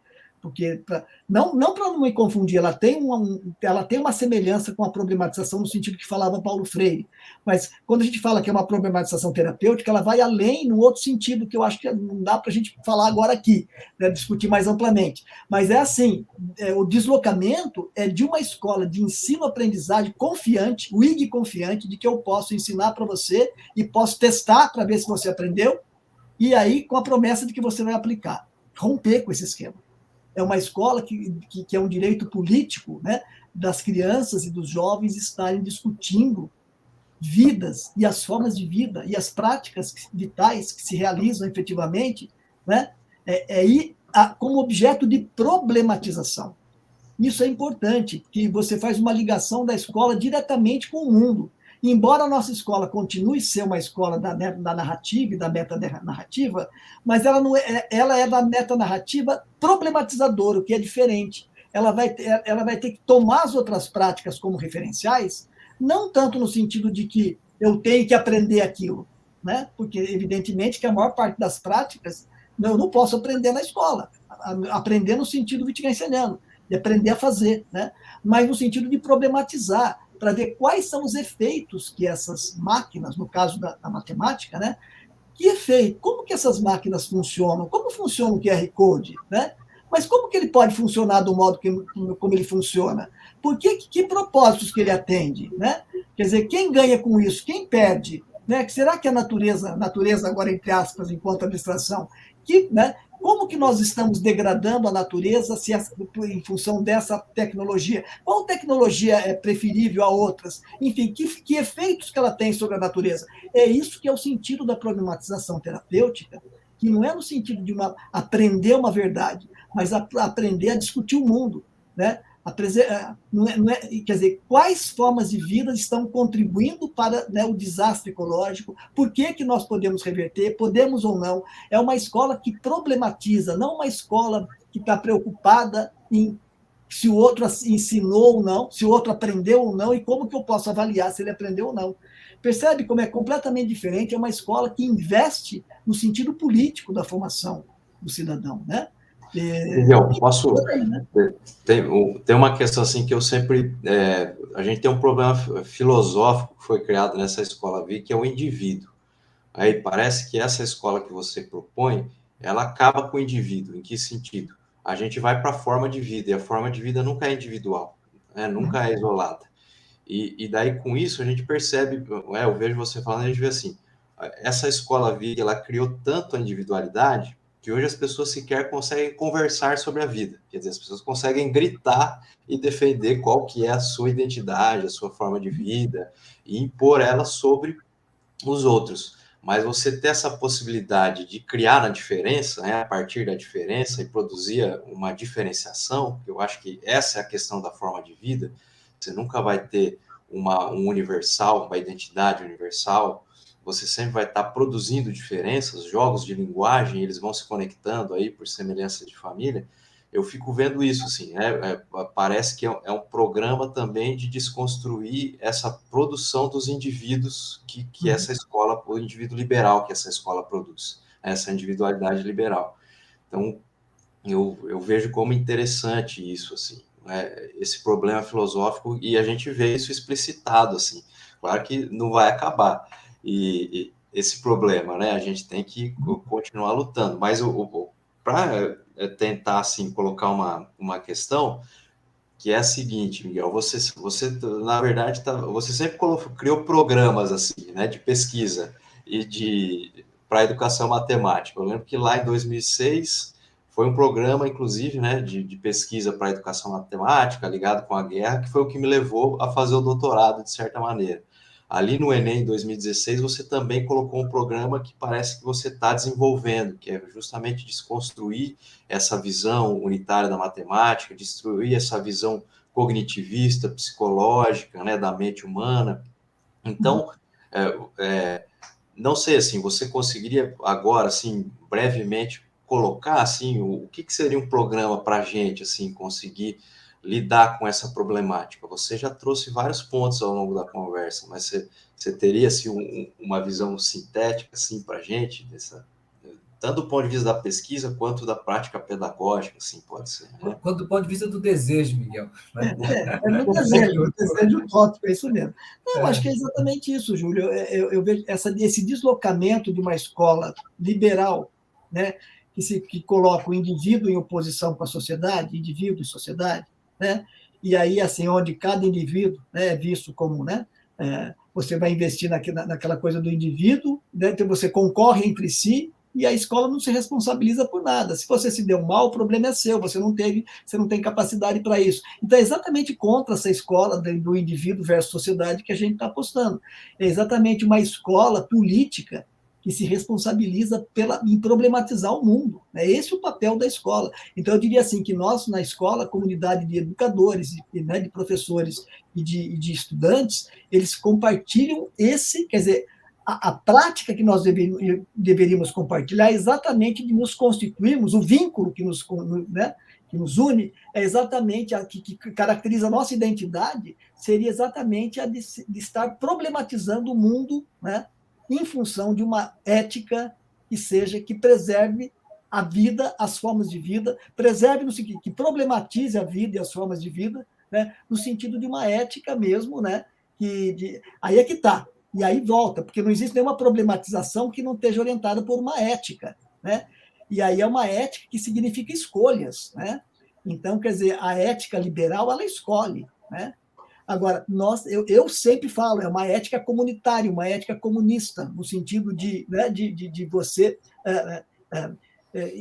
promover a vida e as formas de vida digna para todo mundo, né? É nesse sentido. Então, não sei se ela é uma escola pós-humanista, uma escola humanista, mas no sentido de que a gente tem que discutir as vidas e as formas de vida, problematizá-las em função dessa ética, né, de convívio. Então, não é só para preservar a vida no planeta, lógico, e a vida humana no planeta. Essa ética vai ter que fazer escolhas, né? Então, num certo sentido, esse grande programa é assim, exatamente, discutir as vidas, o centro dele é discutir as vidas e as formas de vida, né, no sentido crítico, né? Ou seja, tentando ver quais práticas e quais formas de vida, né, contribuem ou não para preservar a vida digna para todo mundo. né? Então, acho que a gente tem que parar com essa coisa unitária, não é multiculturalismo, não. É a questão de avaliar concretamente os efeitos dessas práticas que degradam a natureza, que degradam, né, o ambiente, né, e que estão extinguindo a vida humana no planeta. Porque, de qualquer forma, a vida continua. Se a gente imaginar que a vida humana no planeta representa 0,0, e as demais, nós podemos nos matar e nos extinguir, e a vida continua. O vírus só quer sobreviver, né, Miguel? O Covid-19 só quer sobreviver, ele só quer se multiplicar, né? Claro. Então, nesse sentido, é isso, nós vamos ter que fazer escolhas. E essa escolha se faz em função da crítica, da avaliação, né? Mas da avaliação direta das vidas e das formas de vida, das práticas efetivas. Esse é o grande problema. E isso afeta também, claro, tem que ser uma comunidade. Nós não temos esse apelo, não é para. Não é o autor, a comunidade acadêmica ainda está muito presa nessa ideia de autores, Wittgenstein, Deleuze, Foucault. Não é isso, não é isso. Nós podemos deixar de lado todas essas nossas diferenças, né? Não se trata de um ponto de vista teórico, é como nós temos que nos organizar e agir concretamente, né? Agir efetivamente no sentido de construir novas experiências, né? Enfim, seja com autores que vocês quiserem, ou sem autores nenhum, né? Então, é nesse sentido que Wittgenstein é muito claro, ele não está propondo uma nova teoria, né? Então, nós não estamos querendo construir uma nova teoria para aplicar na prática, não é nada disso, é exatamente fazer, né? Nos unir em cima de um programa de investigação, né? No sentido, eu vejo, né, nesse sentido, que o grande foco desse programa seria esses jogos normativos, essas máquinas, como eu digo, por quê? Porque nós, né, educadores matemáticos, estamos mais preparados, digamos assim, ou seja, entre aspas, né?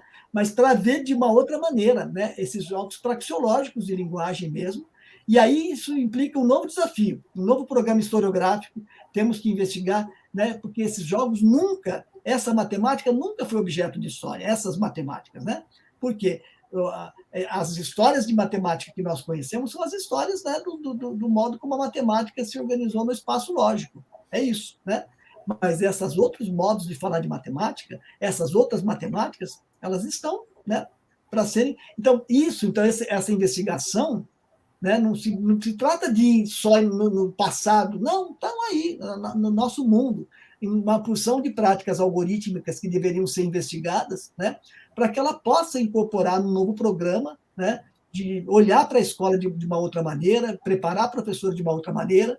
E eu vejo assim que essa questão de deslocamento para a vida e para as formas de vida, e para a pesquisa disso, ela é tão importante porque as democracias do mundo contemporâneo que estão em jogo, né? Por quê? Porque a reforma política, né, das nossas democracias, tem que ser, das nossas sociedades, elas são urgentes, né? Não se trata mais de investir, é aquilo que a gente fala assim, se existe um liberalismo no sentido, né, da nossa escola, né, da organização da ética escolar, também existe um liberalismo, claro, na nossa Constituição, na Constituição jurídica de todas as nações do mundo globalizado, né? Então, quer dizer, a representação se dá através de indivíduos, né? Regionalizadas, o que significa o representante, né, o deputado. Então, quer dizer, essa reforma política, para mim, deveria ser dada a assegurar as democracias no mundo contemporâneo.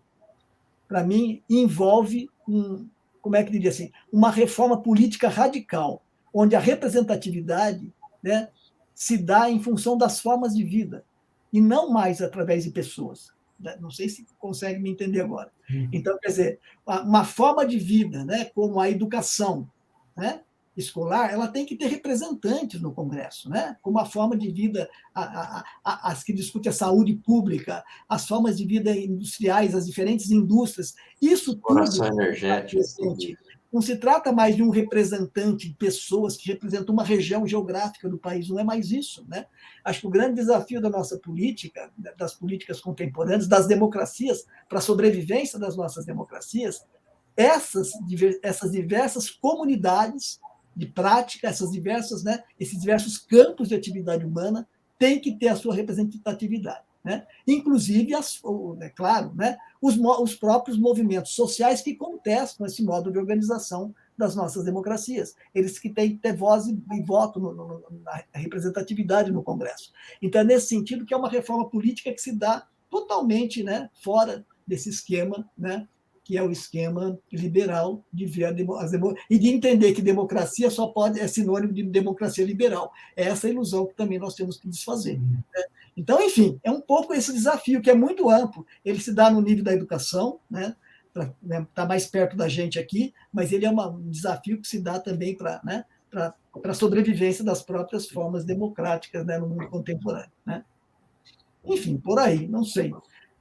Claro que esse programa pode ser muito mais detalhado, mas aí e eu acho que esse é o movimento, né, Miguel? Né? Acho que assim, eu tenho apostado muito na ideia do trânsito, né? Na ideia assim, de como a gente pode habitar, né, certas práticas e como isso pode e como que talvez o trânsito a gente pode se desgarrar, né, no nosso caso, né, dos autores, né, dos teóricos, né? Porque eu acho que talvez assim, eu acho que se uma educação indisciplinar escolar, né, tem como desafio Euclides, né, Hilbert, né, Bourbaki e tantos outros, né, talvez né, uma educação matemática de pesquisadores, né, que a gente coisa, né, talvez o desafio é esse totem, né, esse mito dos autores, né, que eu preciso estar sempre me apegando, né? Não é que nós vamos deixar de ler, não é que nós vamos deixar de ler, claro, cada um, né? Precisamos ler mais, né? Precisamos ler mais. É o contrário, né? Mas é preciso construir alguma coisa de comum, né? Para que nós possamos nos organizar né? Porque, por exemplo, uma resistência coletiva, é isso, né? É uma operação de comum, né? Eu estou interessado em Deleuze, eu vou buscar congressos que têm títulos de Deleuze, né? E aí, eu estou interessado em Wittgenstein, eu vou buscar, né? Pessoas. Então, acho que esse é um tabu aí, é um desafio que a gente se coloca. Implica organizar os nossos congressos de outras maneiras, enfim, eu acho que há um monte de coisa que a gente pode começar a pensar, né? Mas eu acho assim, aqui, num primeiro movimento, acho que se a gente não tenta desconstruir essa coisa, né, essa imagem de educação que está posta, é muito difícil isso. Então, num primeiro movimento, acho que é essa ideia, se existe alguma razoabilidade nessa forma de desconstruir, ou em outras possíveis, é isso que tem que ser trazidas para o debate, né? Para que nós possamos construir um modo comum de resistência. Comum não significa que nós todo mundo ter todo mundo vai fazer igual, não é isso. Mas é construir um programa de resistência comum, né, que possa pautar a reinvenção mesmo da escola, né, e no mundo, da democracia no mundo contemporâneo. Porque uma coisa está ligada na outra. Né? Eu vejo atualmente que isso não é possível uma coisa isolada. Né? Não se trata mais de... Né, porque a gente investe contra essa forma nacionalizada, né, de cidadão nacionalizado. Eu acho que a pandemia mostrou muito isso para a gente. Né? Do mesmo modo como esse modelo injusto, economicamente injusto, ele está globalizado, né, e essas desigualdades tendem a se acentuar ainda mais, né, essa distribuição de renda cada vez mais ela se torna... Né? Então, é exatamente esse paradigma que está posto, nós não podemos conviver com ele num mundo que está agonizando. Então, é perceber que no discurso da sustentabilidade não se sustenta, porque ele é incompatível caso a gente resolva permanecer nesse mesmo paradigma. Eu acho que é isso que a pandemia nos mostrou, né, num certo sentido. Né?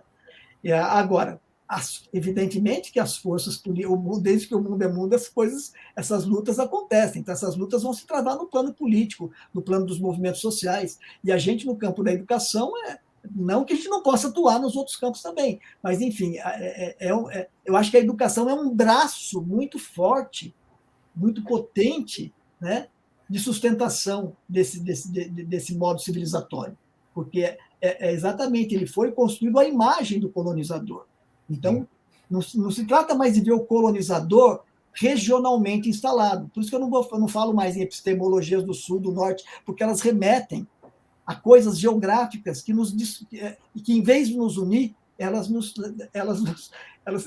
contribuem ainda mais para nos afastar um dos outros, entendeu? Não se trata mais, né, dos povos do sul. Eu sei que, na verdade, não é uma coisa tão mecânica assim. Né? Mesmo os discursos decolonizadores atuais, tem muitos discursos decolonizadores, mas o que eu entendo, assim, alguns que tentam ainda fazer essa diferença entre norte e sul, quer dizer, hoje o colonizador está do nosso lado, em qualquer lugar do mundo, né? O colonizador não enquanto pessoa, mas enquanto imagem de mundo civilizatório, imagem de civilização que está aí agonizando e que a gente não tem como sair dela a não ser desconstruindo esse modelo civilizatório, né? Então, é nesse sentido que o desafio se impõe globalmente. Ele é um pan-desafio mesmo, né? Ético, né? Político, né? E, evidentemente, praxeológico, né? Nós temos que mudar, de fato, as nossas práticas. Ele não pode só ser um pan-desafio verbal.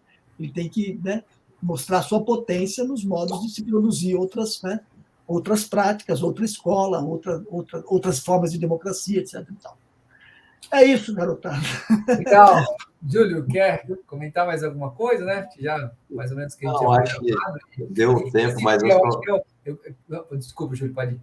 Não, eu acho que assim, Miguel, pegando o fio que você começou lá do Euclides e o Hierão, né? Talvez a questão seja conseguir criar historiografias, né, dessa matemática, dessa vertente, né, do Hierão, e também problematizar esses jogos na escola, né, assim, quer dizer, do ponto de vista da pesquisa historiográfica seria esse esforço, né, e na escola conseguir desconstruir também essa visão aí desse discurso profético, né, do Euclides, trazendo esses autômatos, assim, né, para... Isso, porque eu acho que não se trata só de desconstruir esse discurso, ele é necessário. Mas se a gente não mostra como, por isso que esse programa é um programa de investigação mesmo. Sim. A gente pode, a partir de já, começar a fazer essas investigações. Ou seja, um grande programa assim, como que que máquinas foram inventadas e como que essas máquinas funcionam. E eu acho que é importante a gente fazer, quando fala em historiografia, a gente sempre volta para o passado. Não é exatamente isso. No mundo contemporâneo, né? Veja lá o QR Code, todas essas máquinas que funcionam, né? Que eu acho que estão muito mais presentes e importantes para estimular as crianças a investigarem. Né? Então, é trazer mesmo essas máquinas contemporâneas, como elas funcionam, sem imaginar que para isso, claro, eu posso problematizar em vários níveis. Claro que uma máquina é mais complexa do que outra, mas é parar de enxergar como aplicação de uma outra máquina ou como aplicação do discurso euclidiano para a máquina.